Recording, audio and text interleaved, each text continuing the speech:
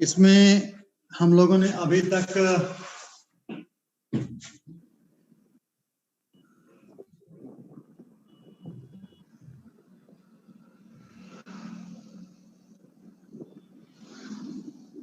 Rehabilitation की ये definitions पढ़े कि रिहेबिलिटेशन क्या होता है, और हिंदी में इसको पुनर्वास के नाम से जाना जाता है। तो these are the definitions of rehabilitation.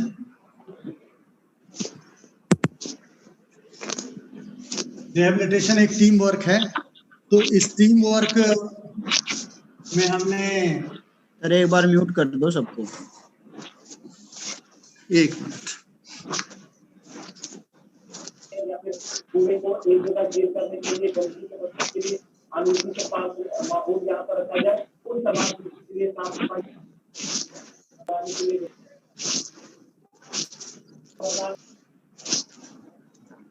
का हिस्सा बने और ठीक है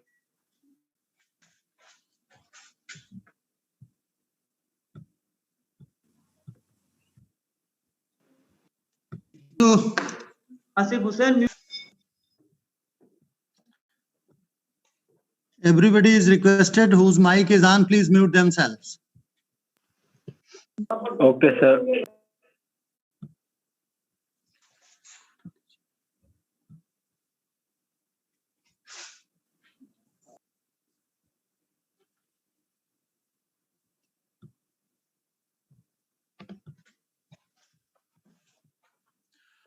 So today we are going to again start with the leftover topic of rehabilitation of sports injuries. तो अभी तक हमने पढ़ा कि रिहेबिलिटेशन या जिसको पुनर्वास कहते हैं, पुनर्वास क्या होता है, पुनर्वास की परिभाषा हमने पढ़ी।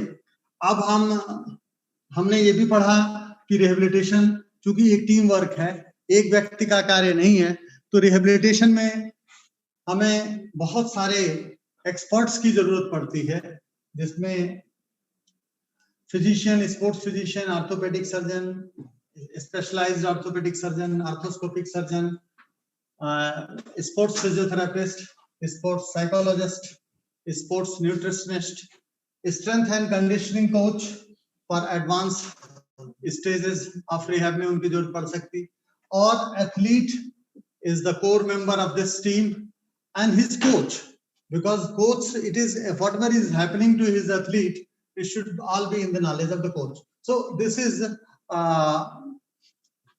essential part of the rehabilitation team. हमने ये भी पढ़ा कि इंजरी का इम्पैक्ट क्या होता है। स्पोर्ट्स इंजरी जब भी होती है तो पेन होता है, स्वेलिंग होती है, टेंडरनेस होता है, इन्हीं सबको चलने फिरने में दिक्कत होती है, मूवमेंट करने में दिक्कत होती, इन्हीं सभी लक्षणों को हम साइंस ऑफ इन्फ्लेमेशन कह देते हैं कि इन्फ्लेमेशन के लक्षण हैं कि भाई there is inflammation has taken place now after injury, post injury, because there is a presence of pain, presence of swelling, presence of tenderness. Tenderness is pain on touch, there is a difficulty in moving that part, so all these are signs of inflammation. फिर ये जो pen है, वो pen उस जगह का limited use जो है होता है, और लिमिटेड यूज की वजह से इनिशियली तो हमें फायदा रहता है क्योंकि हीलिंग और रेस्ट मिल जाता है इनडायरेक्टली, लेकिन नुकसान ये होता है कि लॉन्ग रन में हमारी फिटनेस कम होने लगती है, स्ट्रेंथ भी कम होती है, मसल में इंजरी तो मसल की फ्लेक्सिबिलिटी कम होती है, तो बहुत सारी प्रॉब्लम्स आ जाती हैं. Now the purpose of rehabilitation is to achieve pre-injury level fitness. हमने ये सारा पढ़ा. A full rehabilitation program is essential, क्योंकि हमें पहले से डिजाइन करना पड़ेगा कि भाई किस तरह का रिहैब प्रोग्राम हमें उसके लिए टेलर मेड बनाना है, और रिहैब के माध्यम से हम स्ट्रेंथ, एंड्योरेंस, फ्लेक्सिबिलिटी, जो भी फिटनेस के आयाम हैं, सबको हमें दोबारा हासिल करना है. और रिहेबिलिटेशन का जो गोल होता है कि प्री इंजरी लेवल की फिटनेस हम दोबारा से हासिल कर सकें, और जो भी दिक्कत है, इंजरी है, उसको हम करेक्ट कर सकें. नाउ रिहेबिलिटेशन के प्रिंसिपल्स के बारे में हमने ये पढ़ा regardless of type of injury, the principles are often same. More or less soft tissue management या soft tissue injury का management same होता है, चाहे जो मर्जी rehabilitation हो, जो हमारे basic goal हैं वो same होते हैं. Until unless it is not a soft tissue injury, it is a bony injury. Injury has led to fracture, or injury has caused some kind of dislocation, some kind of joint injury is there. Or injury has created a situation where conservative management is not the treatment of choice. Rather, we have to straightaway go for operation and all that. ये तब वहां पे थोड़ा सा rehabilitation जो है उस हिसाब से जिस तरह का ट्रीटमेंट हम मेथोडोलॉजी या ट्रीटमेंट अप्रोच हमारा है उसके हिसाब से हम जो है रिहेबिलिटेशन करते हैं. दूसरी बात ये है कि जो भी चीज हम करें वो मतलब सुपरवाइज करें, ज्यादा बेहतर है. एक्सरसाइजेस जो रिहेबिलिटेशन में तरह तरह की एक्सरसाइजेस को हम माध्यम बनाते हैं, तो एक चीज समझने की जरूरत है कि एक्सरसाइजेस पेन फ्री हो. तो ये सारी चीजें हैं. अब एक चीज और समझने की जरूरत है कि जब हम एक्सरसाइजेस को इस्तेमाल करते हैं रिहैब में, तो बहुत ज्यादा एग्रेसिव अप्रोच न रखें, नहीं तो इंजरी रिलैप्स हो जाएगी. जो इंजरी हील हो रही है वो इंजरी बढ़ जाएगी. हमें टाइमिंग, कंप्लायंस, पेशेंट को कंप्लायंट होना पड़ेगा. अगर पेशेंट फॉलो ही नहीं करेगा तो कोई फायदा नहीं है. और इंजरी जब लगी है, कब लगी है, उसके हिसाब से कितने समय बाद हमें रिहैब को स्टार्ट करना है, क्योंकि एक्यूट स्टेज है, वहां पे इमीडिएट मूवमेंट करना कई दफे मुश्किल होता है. तो हम थोड़ा सा पेन को थोड़ा सबसाइड होने दें. एक रफ आइडिया, ऑलमोस्ट 50% भी पेन सबसाइड हो जाए तो थोड़ा सा मूवमेंट करना इजी हो जाता है. देन एंड देयर मूवमेंट कराना कई दफे मुश्किल होता है और वो कराना भी नहीं चाहिए. तो ये सारी चीजों का हमें ध्यान रखना है कि क्या हमारी टाइमिंग हो जब हम रिहैब को इनिशिएट करें. पेशेंट को कंप्लायंट होना है, इंडिविजुअलाइजेशन प्रोग्राम इंडिविजुअल स्पेसिफिक हो, उसकी इंजरी स्पेसिफिक हो, और एक स्टेप ले रहे हैं वो स्टेप ने पूरा फॉलो हो गया, उसके बाद हमें पूरा आप ये समझें कि स्पेसिफिक सीक्वेंस हमें पहले से ही दिमाग में तैयार कर रखा है, ब्लूप्रिंट उसका तैयार कर रखा है कि इसके बाद ये करेंगे, इसके बाद ये करेंगे. तो ये सारे इस पे सेट गोल्स हैं जो थेरेपिस्ट के दिमाग में हैं.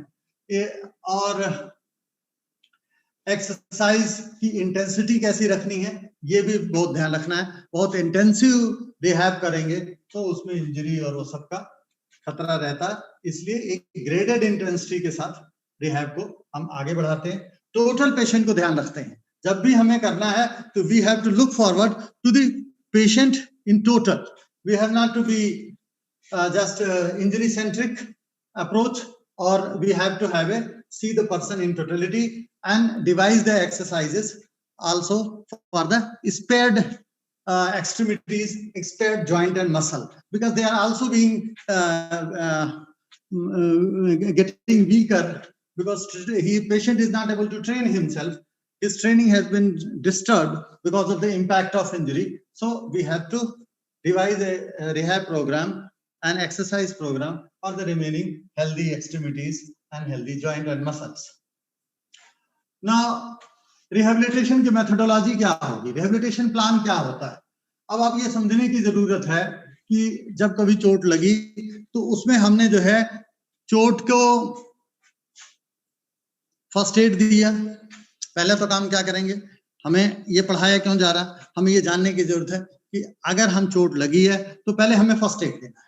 और फर्स्ट एड क्या है, वही rest, ice, compression and elevation, ये हमने किया और साथ में रेफर भी कर दिया. क्योंकि ये करके हम बैठे नहीं हुए हैं कि हम ये कर दिया बस हमारी ड्यूटी ओवर है. No, you have to take to him to a expert, to a sports medicine expert or a sports physiotherapist, whosoever is there with you, within your team, whosoever is available and working with you and working for you, you have to show the patient to him. At least now he has to decide कि अब क्या करना है, injury क्या है, उसमें हमें क्या इन्वेस्टिगेशन कराने की अगर कोई जरूरत है तो इन्वेस्टिगेशन कराई जाएगी. डिपेंड करता है कि इंजरी कैसी है, कितनी इम्पैक्ट के साथ इंजरी है, और उसमें if there is any doubt of any fracture and all that, some bony injury, then definitely वो सारे इन्वेस्टिगेशंस की हमें जरूरत पड़ेगी. तो एक बार जब बोनी इंजरी को रूल आउट कर लिया गया तो now everything else is a soft tissue injury, तो उसका सॉफ्ट टिश्यू इंजरी का मैनेजमेंट का अप्रोच डिफरेंट हो जाता, बोनी इंजरी का मैनेजमेंट का अप्रोच डिफरेंट रहता है। तो ये बात समझने की जरूरत है मतलब। तो जो रिहेबिलिटेशन प्लान बनाए, उस रिहेबिलिटेशन प्लान में पहले तो फर्स्ट एड देना है, फिर इसके बाद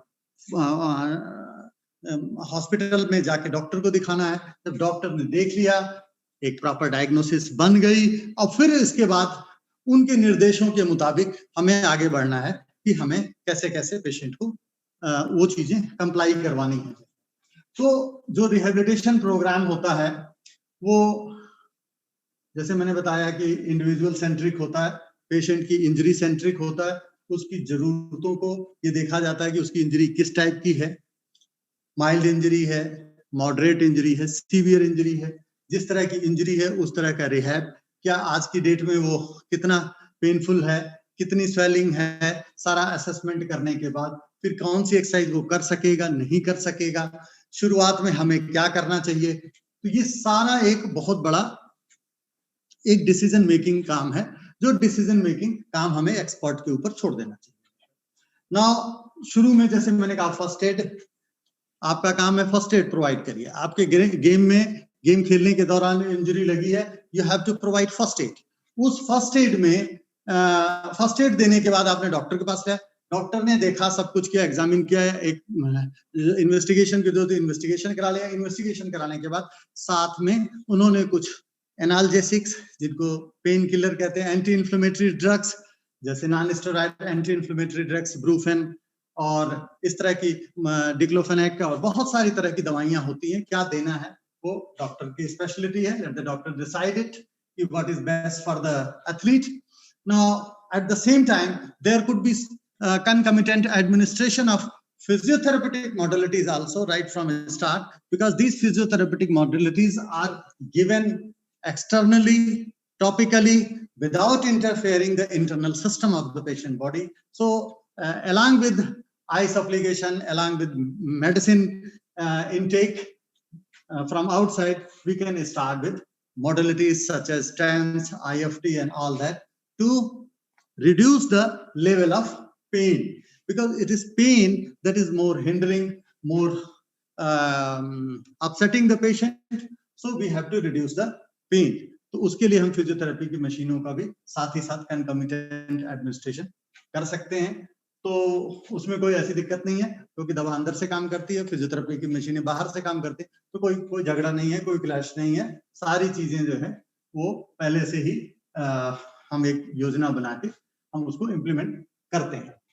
अब एक स्टेज है कि शुरू की ताजी चोट है, ताजी चोट के बाद हमें क्या है कि दर्द थोड़ा मेन, जैसे मैंने कहा, दिक्कत है। तो दर्द अगर एक कम हो गया, एक बेंचमार्क सबका अलग अलग होता है, अगर मान लीजिए सपोज 50% पेन रिड्यूस हो गया तो पेशेंट का कॉन्फिडेंस वैसे अपबीट हो जाता है। Now he is ready to cooperate with you in your rehab program also. Now the rehab program, जैसे मैंने बताया कि इसका एम क्या है कि रिहैब प्रोग्राम इंडिविजुअल है और ये it aims to redevelop and restore following parameters of physical fitness. Not necessarily every parameter could be affected, but most of the fitness की जो पैरामीटर्स हैं वो अफेक्टेड हो जाते हैं। और हम जब भी इंजरी का रिहैब करते हैं तो हमें मतलब जो है मसल स्ट्रेंथ की भी एक्सरसाइज करवानी पड़ती है, मसल की पावर, एंड्योरेंस, ये भी इनमें भी कमी होती है, ये भी स्ट्रेंथ के सब कंपोनेंट्स हैं। मसल की फ्लेक्सिबिलिटी भी कम हो जाती है, क्योंकि अगर मसल में इंजरी है तो नेचुरली वो भी अफेक्टेड हो जाता है। अगर लिगामेंट्स में इंजरी है तो लिगामेंट जॉइंट के इर्द गिर्द होते हैं, तो जॉइंट की रेंज ऑफ मोशन अफेक्टेड हो सकती है, सीवियर मसल स्पैज्म हो सकता है, जॉइंट फुल रेंज में मूव कराना थोड़ा मुश्किल होता है, तो जॉइंट रेंज ऑफ मोशन को रिगेन करने की कोशिश करते हैं।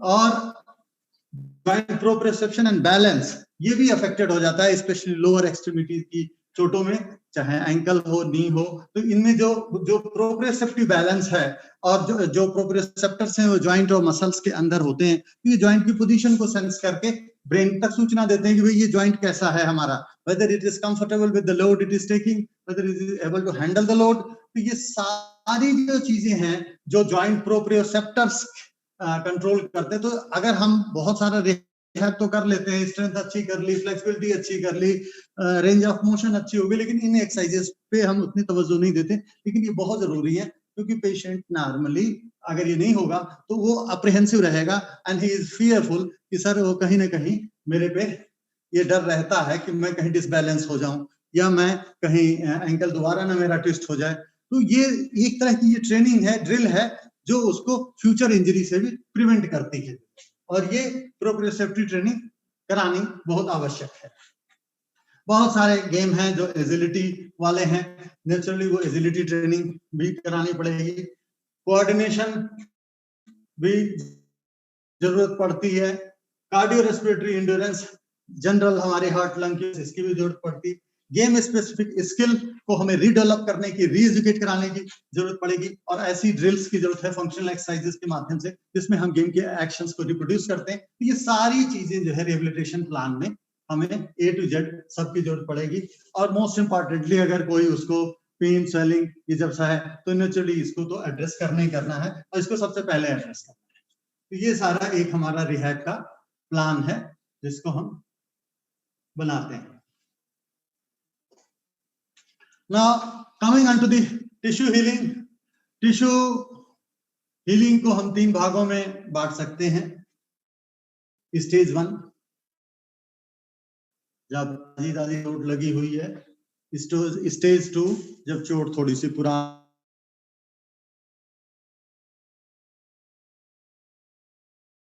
हो गई, इसको आप एक्यूट इन्फ्लेमेटरी स्टेज भी कह सकते हैं, एक्यूट स्टेज भी कह सकते हैं।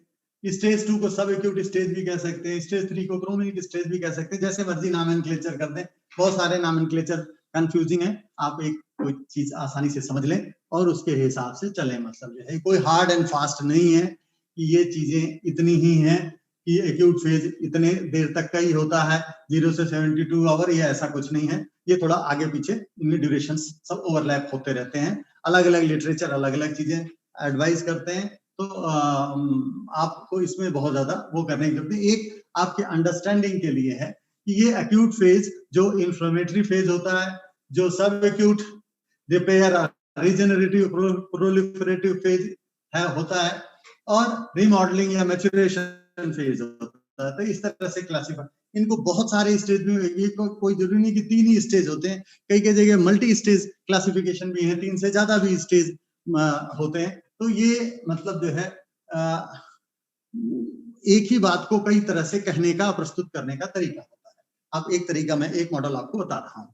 Now what is acute inflammatory phase? इस फेज में बहुत ज्यादा पेन होता है, क्योंकि चोट ताजी लगी होती है, अर्ली स्टेज है।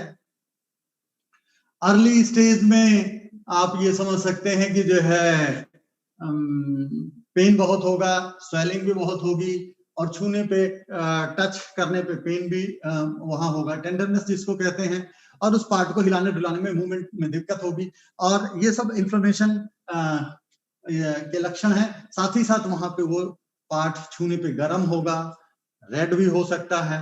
तो ये सारी जो these are all are known as science of inflammation. Now these science are present from the time of injury till 72 hour post injury। ये सारा कुछ इसीलिए इस शुरू की स्टेज में हम कहते हैं कि इसमें हम आइस एप्लीकेशन जितना बेहतर करेंगे और जितनी बार कर सकेंगे, ये पेन और स्वेलिंग और ये सब कम करने में हमें मदद मिलती है।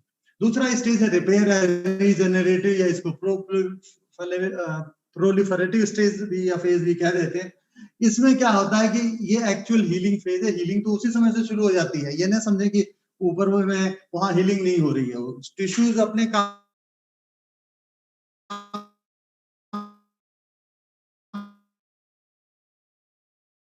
कर रहे हैं, बॉडी अपना काम कर रही है, जो ये हीलिंग कंटिन्यू रहती है, बस रोल्स थोड़े से बदलते रहते हैं। It is the actual healing phase. It occurs when the area has been become clean through the removal of dead cells, erythrocytes, fibrin clot, ये सारे सेल्स के नाम हैं, और इनके जरिए हम हीलिंग को प्रमोट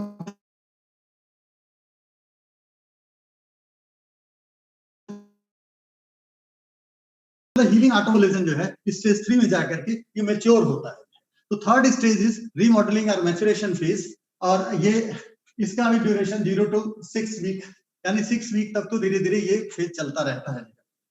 फिर रीमॉडलिंग या maturation phase, in this phase the recently healed जो भी टिश्यूज है जिसमें रिसेंटली न्यू कोलेजन फॉर्म हुआ है, ये ज्यादा और स्ट्रांग होता है और मैच्योर होता है और परिपक्व होता है, और ये फेज जो है बहुत लंबा चलता है। 6 वीक के बाद से आप कह लें महीनों भी चल सकता है, सालों भी चल सकता है। तो ये डिपेंड करता है कि किस तरह का टिश्यू इंजरी है, कितनी ग्रेड की इंजरी है, कितनी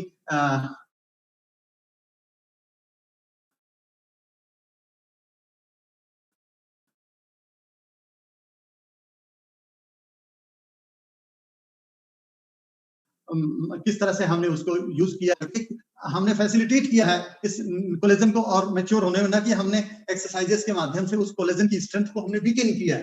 तो ये सारी बहुत सारी चीजें हैं जो हमें थोड़ा समझने में मदद देंगी कि ये नहीं है कि दर्द और पेन और स्वेलिंग कम हो गया तो हम सोचते हैं कि हीलिंग हो गई, ये ऐसा नहीं है। ये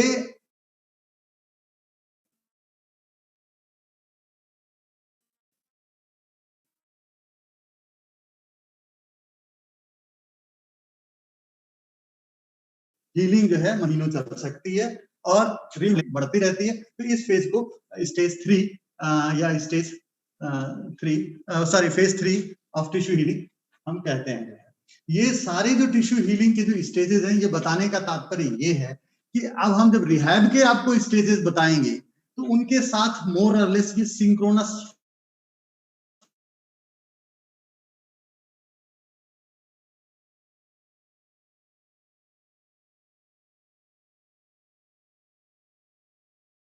फॉर्म में ये चलते हैं।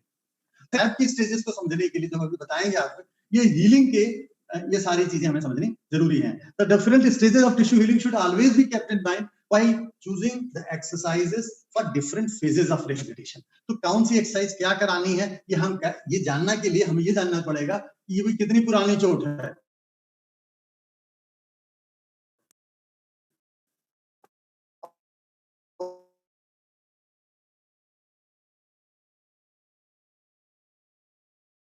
वो कह देगा कि सर अभी 2 दिन पुराने, 6 हफ्ते हो गए, तो उस हिसाब से हम डिसाइड करेंगे। तो ये ड्यूरेशन का जानना एक इंडिकेटिव है और ये आपको ये समझने में मदद करेगा कि अगर सब एक्यूट है, अगर क्रोनिक स्टेज है हीलिंग की, तो ये सारी चीजें मतलब उस हिसाब से हम एक्सरसाइजेस को प्लान कर सकते हैं। वही चीजें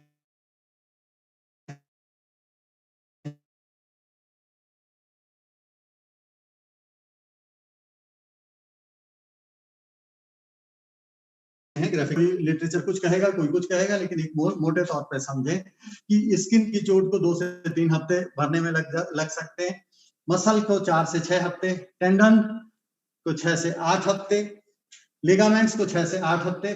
टेंडन और लिगामेंट जो है वो थोड़े पुअरली वेस्कुलराइज्ड स्ट्रक्चर्स होते हैं, पुअरली वेस्कुलराइज्ड सॉफ्ट टिश्यूज होते हैं, तो इनको जो है भरने में, इनकी हीलिंग होने में टाइम ज्यादा लगता है। मसल जो बहुत ज्यादा वेस्कुलरिटी होती है मसल में, तो मसल बेली की इंजरी जो होती है वो जल्दी हील हो जाती है compare to ligament and tendon, because their blood supply is poor compare to the muscle. ना बोन की इंजरी है, हड्डी का जैसे फ्रैक्चर है कुछ, तो उसको ठीक होने में टाइम लगता है, 10 से 12 हफ्ते भी लग सकते हैं, और नर्व इंजरी को 1 साल से 1.5 साल भी लग सकते हैं। तो डिपेंड करता है किस तरह की नर्व इंजरी है। ये स्टेजेस ऑफ रिहेबिलिटेशन जो आज हमें पढ़ना है। अब रिहेबिलिटेशन को भी उसी तरह से अर्ली, मिड और लेट स्टेज में रिहेबिलिटेशन को हमें बांटा हुआ है।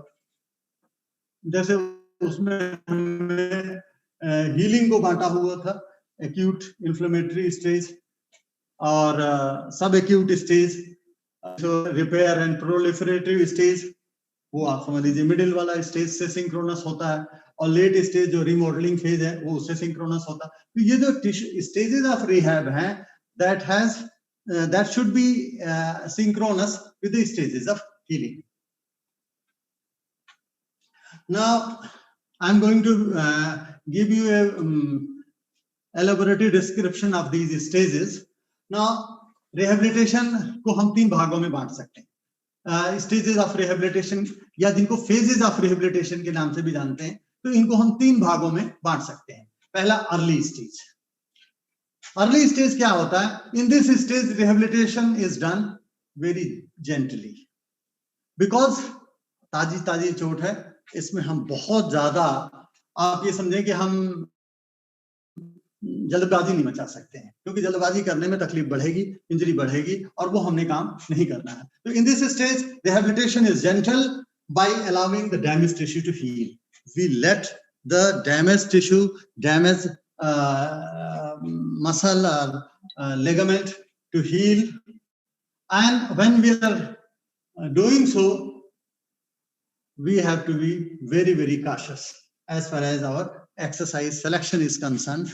We cannot force the body to undergo a certain kind of exercises which has a damaging effect. तो ये चीज का समझना बहुत जरूरी है। अर्ली स्टेज में जेंटल एक्सरसाइजेस, जो एक मूवमेंट को इनिशिएट करने वाली बात है कि कई दफे इंजरी के बाद मूवमेंट को इनिशिएट करना कैसे शुरू करें कि पेशेंट को दर्द भी ना हो, एक्सरसाइज भी करा लें, और थोड़ा सा तो वो कराना एक थोड़ा सा एक आर्ट है। तो एक बार जब वो चालू हो गया पेशेंट, तो फिर इसके बाद चल पड़ता है। तो in this stage the rehabilitation is gentle early stage में, and by doing so the damage tissue tend to heal. Duration of this stage is up to 4 to 6 days। Early stage 4 से 6 दिन, इसमें तो काफी हद तक 4 से 6 दिन में दर्द वर्द कम हो जाता है।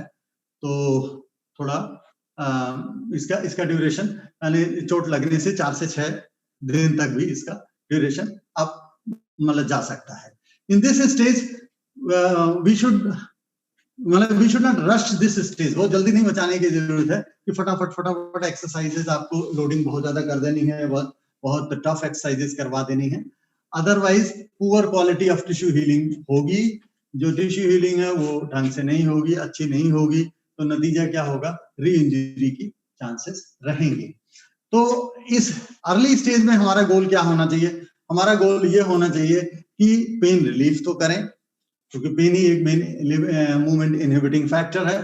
तो goal should include pain relief and prevent further damage. We have not to damage whatever is the leftover healthy tissues, उनको आगे नहीं हमने डैमेज करना है एक्सरसाइज करवा के, मूवमेंट करवा के। जो ग्रेड 1 की इंजरी है वो ग्रेड 1 ही रहे, ना कि हम ऐसे कुछ एक्सरसाइज करें या ऐसा कुछ एक्टिविटी करें या ऐसा कुछ हम भी अपने से काम ना करें कि वो इंजरी एग्रेवेट होकर के ग्रेड 2 में बदल जाए और बढ़ जाए। इसीलिए कहते हैं कि जब चोट होती है तो उस पार्ट को रेस्ट देना चाहिए, जो है उस पार्ट से काम नहीं लेना चाहिए। तो जब आप साथ में रेस्ट करेंगे, साथ में एक ग्रेडेड इंटेंसिटी की एक्सरसाइजेज अंडर सुपरविजन करेंगे, तो ये चीज नहीं होने पाएगी। तो we should more focus on pain relief, relief of swelling, and giving rest to the that part so as to prevent the further damage. Now, first aid in the form of price or rice is given for 48 hours, and along with medicines we can start the physiotherapy machines also, because as I told you, they have a topical application, so there is no hindrance with the ingestion of medicines. So physiotherapy machines work the same way the medicine works. So they reduces pain and make the patient, when pain is reduced, then they make the patient more confident to start the gentle exercises. तो ये तो early stage में हमने इस तरह से rehab को एक गोल लेकर के एक चलते हैं कि फर्स्ट एड दें, पेन को कम करें, और ऐसा कुछ ना करें टिश्यू डिस्टर्ब हो, साथ में मेडिसिन और साथ में फिजियोथेरेपी के माध्यम से हम थोड़ा दर्द को कम करते हुए इस स्टेज तक आए कि हल्की हल्की एक्सरसाइजेस को हम शुरू करा सकें। वो हल्की एक्सरसाइजेस कुछ भी हो सकती हैं, आइसोमेट्रिक एक्सरसाइजेस भी हो सकती हैं, असिस्टेड एक्सरसाइजेस भी हो सकती हैं, कुछ पैसिव इनिशिएशन ऑफ मूवमेंट्स भी हो सकता है, क्योंकि sometimes presence of muscle spasm etcetera could hinder the movement. तो ये सारी चीजें डिपेंड करता है कि किस कंडीशन में इंजरी है, किस हालत में है, और जितना इंजरी अलाउ करे उतना ही एक्सरसाइज कर सकते हैं, बहुत ज्यादा हम फोर्स नहीं कर सकते हैं। We have not to hurry the stages, otherwise poor quality of tissue is going to form. Now in the mid stage में more progressive loading धीरे धीरे बढ़ाते जाते हैं मसल्स की by adding switching over from simpler to more complex and difficult exercises, increasing more loads progressively, increasing resistance, adding progressive resistance exercises, starting with minimal resistance, starting with, even we have to initiate the movement, then we can give assisted form of exercises when the patient has the ability to perform free movement. तो फिर इस तरह से मतलब जैसे जैसे gradual loading करते जाते हैं जितना, और पेशेंट की एक्सरसाइज टॉलरेंस को देखते हुए सारी चीजें डिसीजन लिया जाता है कि क्या कर सकता है पेशेंट, क्या नहीं कर सकता। जो कर सकता है, इजिली कर सकता है, वही कराना है, जो नहीं कर सकता उसको फोर्स नहीं करना है। एक सिंपल सा इसका रूल है। So mid stage involves progressive loading of muscle, tendon, ligament to develop tensile strength. उनमें टेंसाइल स्ट्रेंथ से मतलब है वो स्ट्रेंथ की जब उनपे कभी भी लोड पड़ेगा गेम का या ट्रेनिंग का लोड पड़ेगा तो वो दोबारा टूटे ना, उनमें दोबारा इंजरी ना हो, and they are able to withstand the stresses and strains of the game and training. Now joint range of motion, muscle flexibility, endurance, balance, cardiorespiratory, आप सभी चीजें हम इसमें सभी चीजें शामिल कर लेते हैं, क्योंकि अब पेशेंट का जहां पे इंजरी है उस पार्ट में भी एक्सरसाइज ढंग से चल रही है, और जनरल एक्सरसाइजेज उसकी जो है कार्डियोरेस्पिरेटरी, एंड्योरेंस और ये सारी चीजें हम कर सकते हैं। लेकिन ये जो बैलेंस ट्रेनिंग है और ये बाद में रखेंगे। मसल फ्लेक्सिबिलिटी को हम शुरू से स्टार्ट कर सकते हैं विद लिमिट्स ऑफ पेन, कोई दिक्कत नहीं है। एंड्योरेंस हो सकता है, सारी स्ट्रेंथ एक्सरसाइजेस तो कोई जरूरी नहीं कि हम full all out strength exercises करेंगे। Generally we can start with endurance exercises, we can they are done with lighter resistance and they are very much tolerated by the patient, and patient's injury doesn't get aggravated with endurance exercises. So endurance exercises within the middle ranges of joint motion easy रहता है करना कराना। तो ये सारा कुछ depend करता है कि किस तरह की एक्सरसाइज हम चूज करते हैं। Again it is a highly skilled job and decision has to be taken by physiotherapist keeping in with the type of injury he is rehabilitating. Now final stage या late stage, ये इसका जो duration है ये again अच्छा, ये mid stage का duration 8 से 10 हफ्ते तक जा सकता है, मतलब जो है आफ्टर अर्ली स्टेज 5वें दिन से 8 से 10 हफ्ते तक भी जा सकता है। और फाइनल स्टेज या लेट स्टेज, इसमें हम थोड़ी और एडवांस एक्सरसाइजेस करवाते हैं और उन एक्सरसाइजेस को हम धीरे धीरे और प्रोग्रेस करते हैं, उनका प्रोग्रेशन और करते हैं, उनकी डिफिकल्टी का लेवल और कुछ ऐड करते हैं, बढ़ाते जाते हैं। और इस फाइनल स्टेज में जैसे मैंने बताया कि ये बैलेंस की एक्सरसाइजेस या एजिलिटी की ड्रिल्स, कुछ फंक्शनल एक्सरसाइजेस, ये सारा कुछ फाइनल स्टेज लेट स्टेज में करते हैं, क्योंकि पेशेंट जो है कुछ एक्सप्लोसिव स्ट्रेंथ को डेवलप करने की कोशिश करते हैं, क्योंकि इस फाइनल और लेट स्टेज में पेशेंट अब ज्यादा कंफर्टेबल है, ज्यादा कॉन्फिडेंट है, पेन नहीं है, तो he is now in a position to be stressed further by switching to more complex form of exercises. And in this final exercises the tissue adaptation जो होता है, जैसे जैसे हम टिश्यूज पे लोड डालते हैं एक्सरसाइज का, उसी तरह से टिश्यू एडेप्टेशन होता जाता है and is stressed further using sports functional exercises, वो भी इंक्लूड करते हैं। भाई जो गेम की हमें प्रैक्टिस करनी है तो उसकी गेम रिलेटेड जो ड्रिल्स हैं या एक्सरसाइजेस हैं उसी को के पैटर्न पे हम फंक्शनल एक्सरसाइजेस को शामिल करते हैं। और जब वो एक्सरसाइजेस फंक्शनल एक्सरसाइजेस शामिल होते तो पेशेंट को थोड़ा कॉन्फिडेंस आता है कि नहीं मैं इस तरह की एक्सरसाइजेस कर सकता हूं जो मेरी गेम रिलेटेड है। तो मतलब फर्दर जो है he send to coach for skill training. जब वो पूरी तरह से ठीक होता है तो हम स्किल ट्रेनिंग के लिए कोच के पास भेजते हैं एंड में, कि कोच ये समझे कि अब गेम की जो स्किल्स हैं वो he has to relearn. He may be a good player earlier on, but due to the impact of injury, and he is now returning to the game. So his return to the game should be gradual. It cannot be done कि all of a sudden वो ठीक हो के आ गया, वहां से rehab भी हो गया, सब कुछ हो गया, और इसके बाद all of a sudden आपने उसको जो है फुल लोड डाल दिया, तो वो फुल लोड डालने से उसको दोबारा इंजरी रिकर कर सकती है। तो इसलिए गेम में उसका इंट्रोडक्शन जो है और गेम की जो स्किल ट्रेनिंग है वो बहुत ही एक डेलिकेट प्रोसेस है, जिसको कोच को समझना है कि हमें गेम के सारी जो बेसिक टेक्निक्स हैं, बेसिक जो मूवमेंट्स हैं, उन बेसिक मूवमेंट्स पे धीरे धीरे, क्योंकि इतने समय उसने गेम नहीं खेला, इतने समय उसने उस गेम की प्रैक्टिस, मूवमेंट्स की प्रैक्टिस नहीं की है, तो धीरे धीरे he has to be inducted in his game and return to his game and gain more confidence by being more useful to the team. So it is important to note that loading injured tissue is a delicate process. Again, I am saying this because exercise, कौन सी exercise कर लें, कौन सी ठीक रहेगी, कौन सी नहीं ठीक रहेगी, बड़े से बड़े एक्सपीरियंस लोग भी गलतियां कर देते हैं और गलतियां होती हैं, क्योंकि वो एक्सरसाइजेज अगर पेशेंट ने या तो ज्यादा कर लिया जल्दी ठीक होने में, क्योंकि पेशेंट्स हमारे एथलीट हैं, वो ज्यादा जोश से भरे गए, सर ये तो बहुत हल्की एक्सरसाइज है, ये तो क्या हम लोग तो गेम में इससे ज्यादा एक्सरसाइज करते हैं। अभी आप करते होंगे, लेकिन ये समझने की जरूरत है कि इस समय आपकी बॉडी उन चीजों को नहीं, उतना वेट या उतना लोड या उतने रेपिटेशन नहीं उठा सकती है, क्योंकि यू आर अंडरगोइंग रिहेबिलिटेशन, आपकी हीलिंग चल रही है, तो आपको कितना लोड उठाना है वो जितना फिजियोथेरेपिस्ट बताए उतना ही करें, उसको ओवरडू ना करें। By overdoing you tend to aggravate the injury. So it is important that loading tissue is a delicate process and may cause pain during and after exercise. अगर during exercise pain होता, रुक जाइए, after exercise pain होता, it means कि आपने जो session लगाया वो ज्यादा हेवी था आपके लिए, आपने उसको कम करिए, रेस्ट दीजिए, उसको ठीक होने दीजिए और आइस लगा दीजिए। अगर ज्यादा हो गया, पेन एग्रीवेट हो गया, और डॉक्टर को कंसल्ट करिए, फिर जो कंसल्ट करिए। If such situation arises, the load must be adjusted in the next session. So this is in brief about the 3 stages of rehabilitation.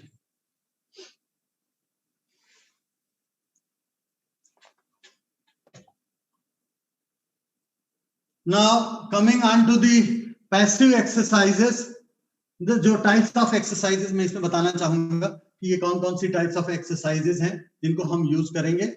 पहला पैसिव एक्सरसाइजेस, क्योंकि इनिशियली मूवमेंट को इनिशिएट करने में फिजियोथेरेपिस्ट को हेल्प देनी पड़ सकती है। पैसिवली पेशेंट अपने आप, मसल स्पैज्म होता है बहुत ज्यादा, तो हमें पेशेंट को थोड़ा सा मतलब रेंज ऑफ मोशन पहले हासिल करने की जरूरत होती है कि रेंज को हम प्रॉपरली हासिल कर लें।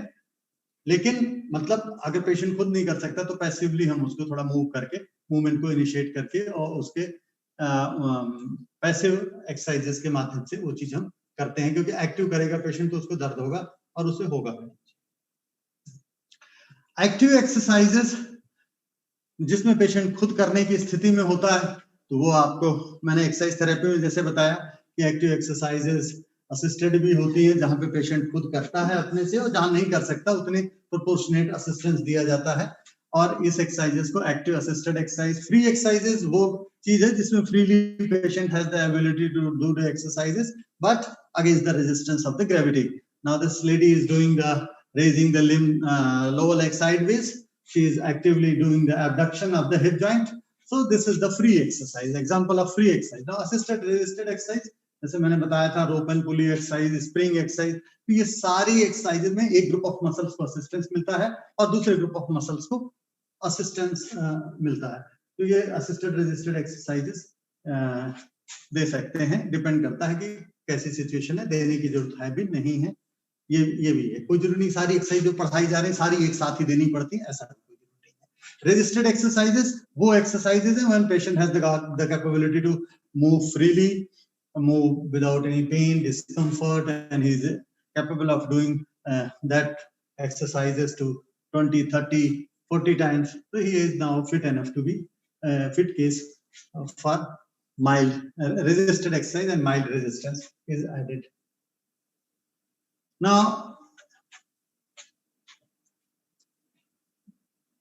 isometric exercises, types of exercises we are continuing. Isometric exercises, isotonic exercises.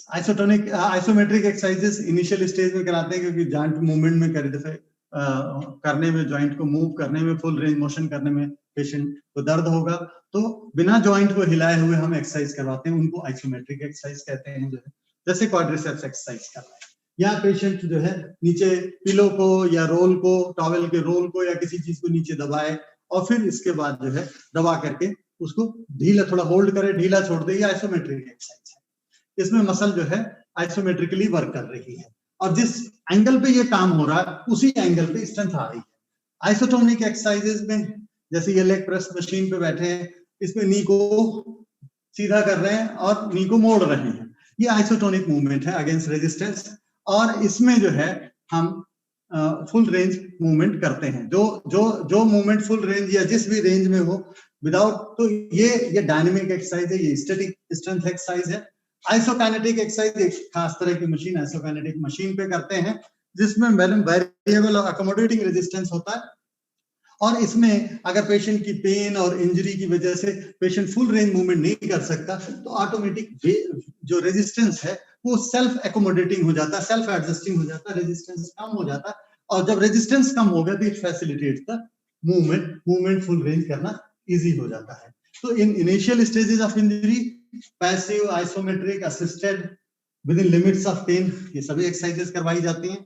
और लेटर ऑन जब पेशेंट फ्री मूवमेंट करने की कैपेबिलिटी पे आ जाता है, तो resisted exercises starting with the mild resistance and then gently उन रेजिस्टेंस को बढ़ाते जाते हैं, और resistance is minimal to begin with and which is progressively increased. Now types of exercises used, dynamic, types of exercise use में अब हम फिर जैसे हमने स्ट्रेंथ एक्सरसाइज को कैसे मूवमेंट को वो बता दिया आपको, अब हमें मसल को फ्लेक्सिबिलिटी को कैसे करना है, डायनेमिक या बैलिस्टिक स्ट्रेचिंग एक्सरसाइजेस, जहां पे हम मतलब जर्क दे के कोई मूवमेंट को करते हैं, उसको डायनेमिक या बैलिस्टिक स्ट्रेचिंग एक्सरसाइजेस बोलते हैं। स्टैटिक स्ट्रेचिंग एक्सरसाइज में एक सर्टेन पोज को हम होल्ड करते हैं, जिसमें आप जैसे तमाम योगा के पोस्चर हैं जिनको हम होल्ड करते हैं, तो वो स्टैटिक स्ट्रेचिंग एक्सरसाइजेस के एग्जांपल हो सकते हैं।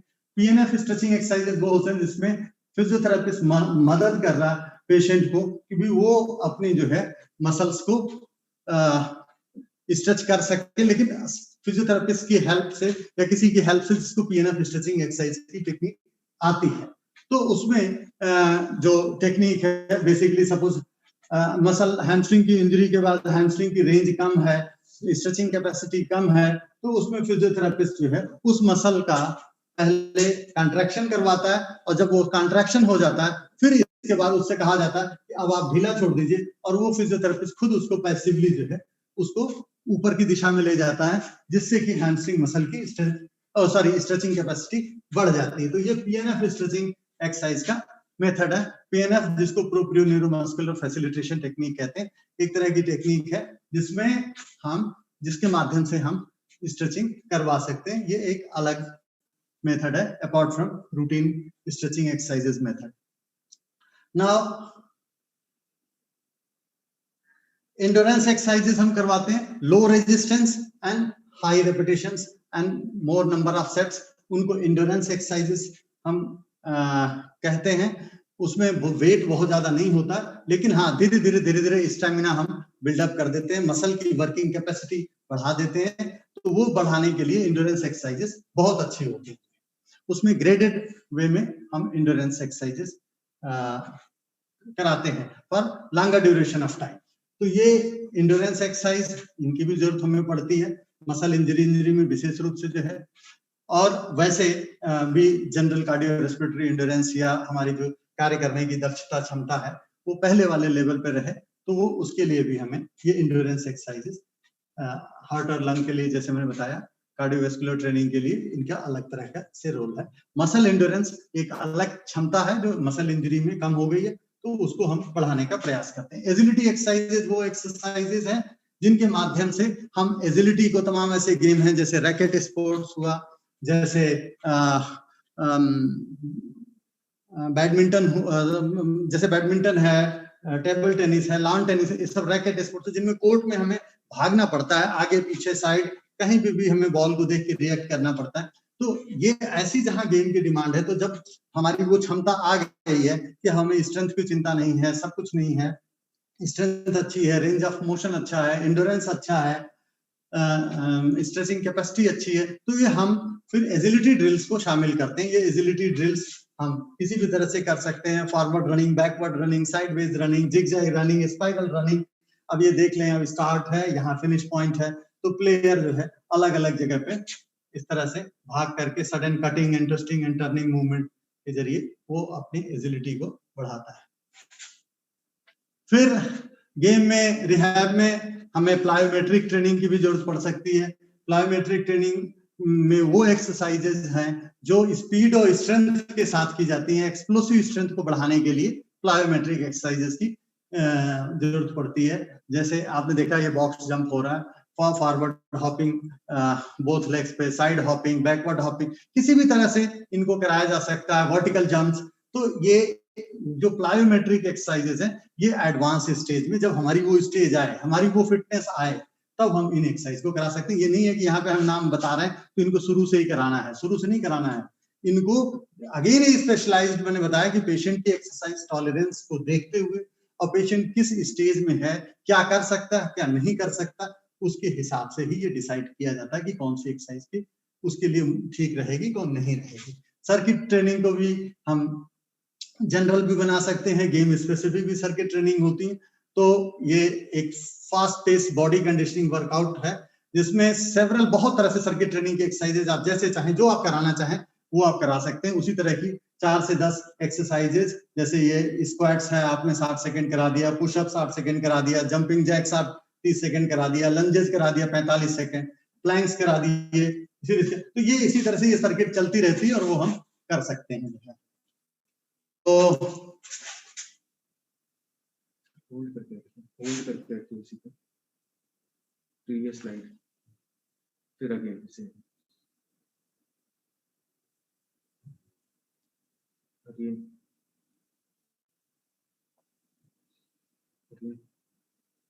कई स्लाइडें चलेगी आगे, छोड़ दीजिए।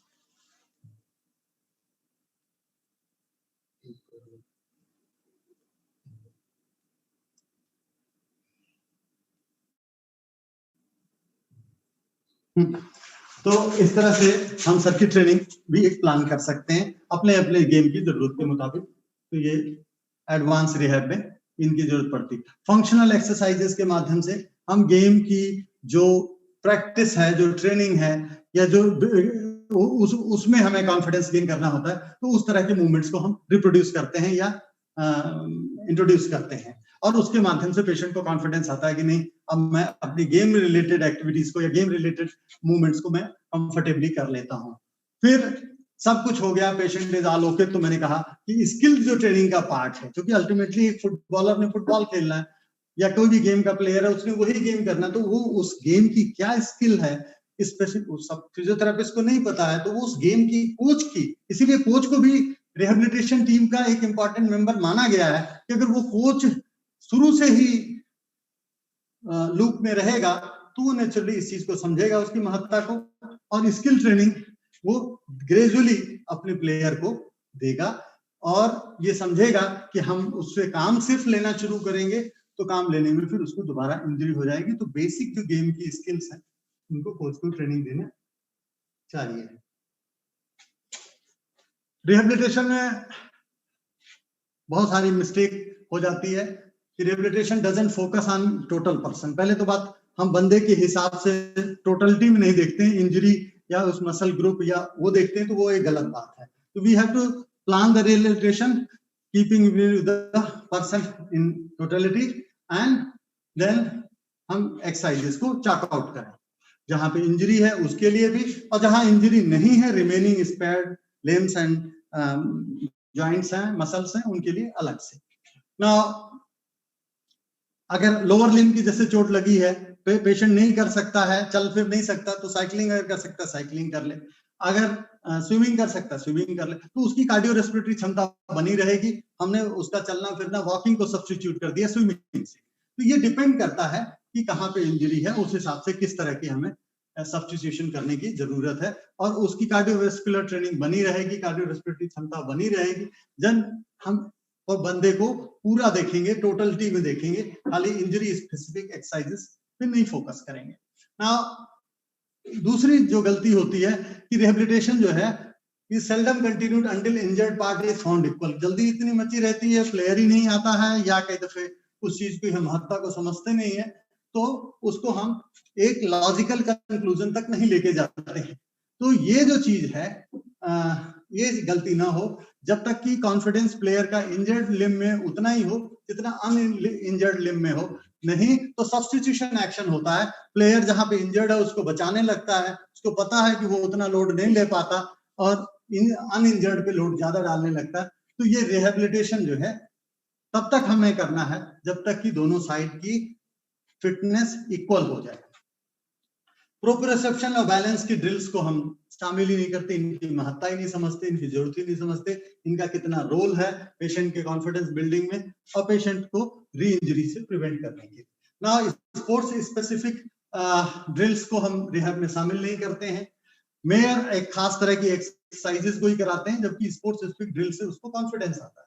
Mayor absence of pain swelling का ये मतलब नहीं है कि इंजरी हील हो गई। इंजरी हील तब होती है जब उसका एक तो समय होता है, क्योंकि पेन तो जल्दी कम हो जाएगा, लेकिन जब तक वो समय नहीं आता है तब तक इंजरी का हीलिंग का प्रोसेस इंटरनल चलता रहता है। और मैंने बताया वो हफ्तों और महीनों और कई दफे सालों भी लग सकते हैं, ये डिपेंड करता है। A hurried return should be avoided in sports at all costs because inadequate and improper rehab अगर होगा तो उसकी वजह से दोबारा उसको जल्दी चोट लगेगी। Planning of exercises for remaining joints and muscles are often overlooked. अब रिटर्न टू प्ले, जब full strength, power, endurance, flexibility, agility, proprioception, balance, functional use of limb in required sport, कोई पेन नहीं, स्वेलिंग नहीं, confidence, self belief is upbeat and any other category, ये सारी fitness की ये सारी क्षमताएं जो हैं उसकी बहाल हो जाएं, आप सेटिस्फाई हैं, प्लेयर सेटिस्फाई है, कोच सेटिस्फाई है, now this is the time to return to sports. Now I'm going to show you a video. I don't know whether I will be able to show it or not, but I'm trying to show it a video.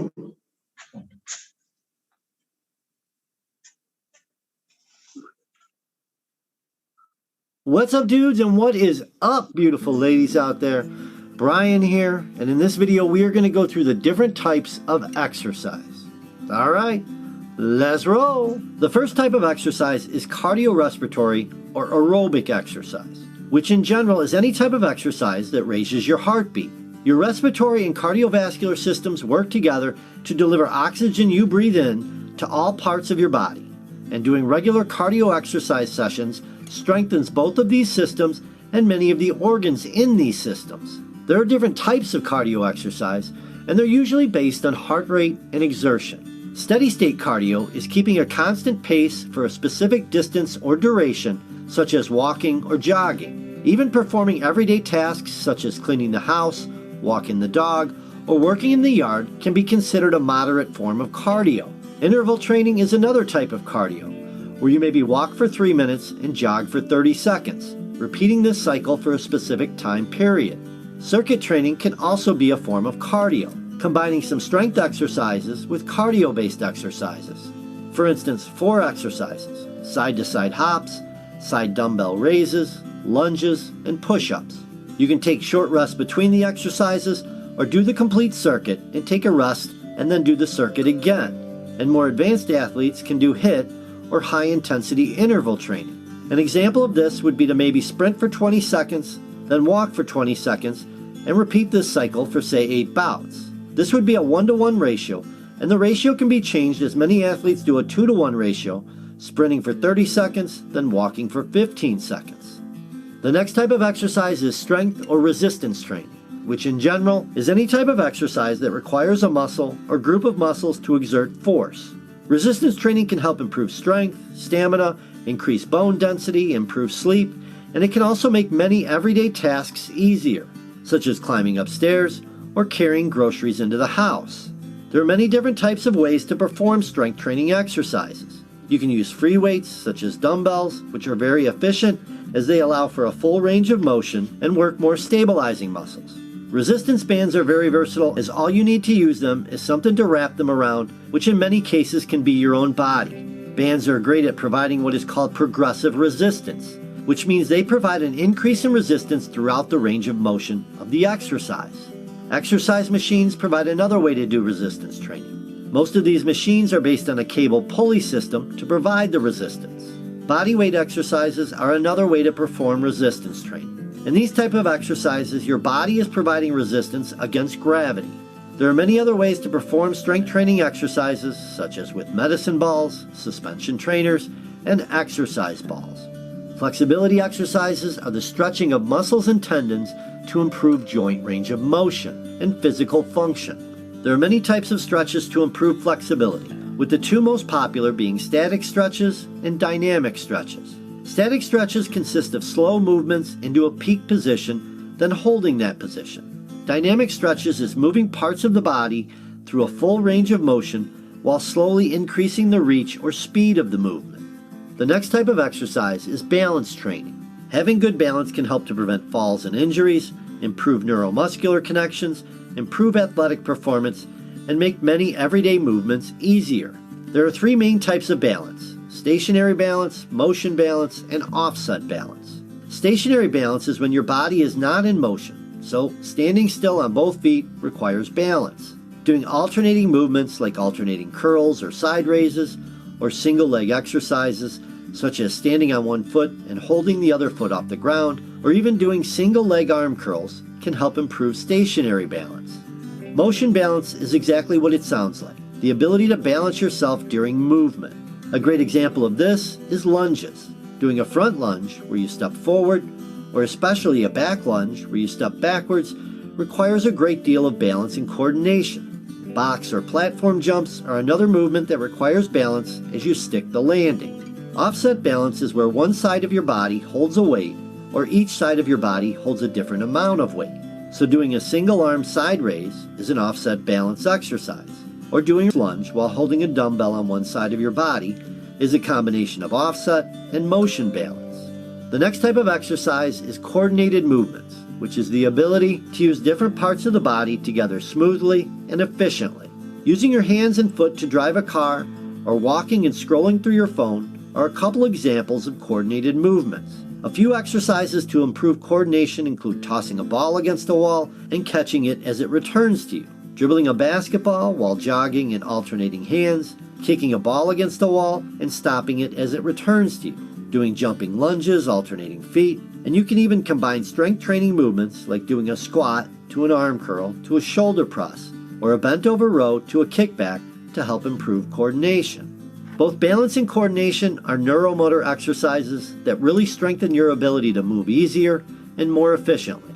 However, many people overlook these type of exercises in their workout routines, so you need to make sure you're not neglecting these. Alright folks, that's a wrap for this video. Hopefully you're doing everything you can to make today better than yesterday. I've got more videos right there for you. Till next time, I am out of here. What's up, dudes, and what is up, beautiful ladies out there? Brian here, and in this video What's up, dudes, and what is up?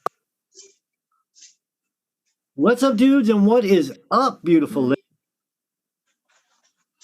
So this was a short video just to tell you about the various kind of exercises that could be quite handy to a physiotherapist, and physiotherapist keeping in view the injury, keeping in view the severity of injury, keeping in view the stage in which the injury is. He can plan and choose the exercises. He can he can add all exercises. He can add only selective exercises. So all these things are according to the patient's needs. It's not necessarily कि सारी exercises की हमें जरूरत पड़ती है. जितनी हमें जरूरत पड़ती है उतनी हम ले लेते हैं. ये सिर्फ आपको बताने के लिए हमने इतनी सारी एक्सरसाइजेस का जिक्र किया है. और अगेन ये बात मैं बताना चाहूंगा कि जो एक्सरसाइजेस बताई गई या जो कुछ बताया गया वो इंडिकेटिव हैं. इन एक्सरसाइजेस को करने के बहुत सारे ढंग और तरीके होते हैं. उनमें भी अलग अलग तरह से डिफिकल्टी लेवल होता है. तो वो कौन सा एक्सरसाइज उसके लिए मुफीद रहेगा, ठीक रहेगा, ये डिसाइड करना ये फिजियोथेरेपिस्ट का काम है, डॉक्टर्स का काम है. वो आपको देख के बताएंगे कि कौन सी एक्सरसाइज को करना ठीक रहेगा, किसको करने से तकलीफ बढ़ जाएगी. ये भी चीज ध्यान रखना है, क्योंकि हम ये ध्यान रहे हम एक इंजर्ड पेशेंट का रिहैब कर रहे हैं. हम कोई वो नहीं कर रहे हैं, कोई एक फिट प्लेयर की हम ट्रेनिंग नहीं कर रहे हैं जैसे कोच करते हैं।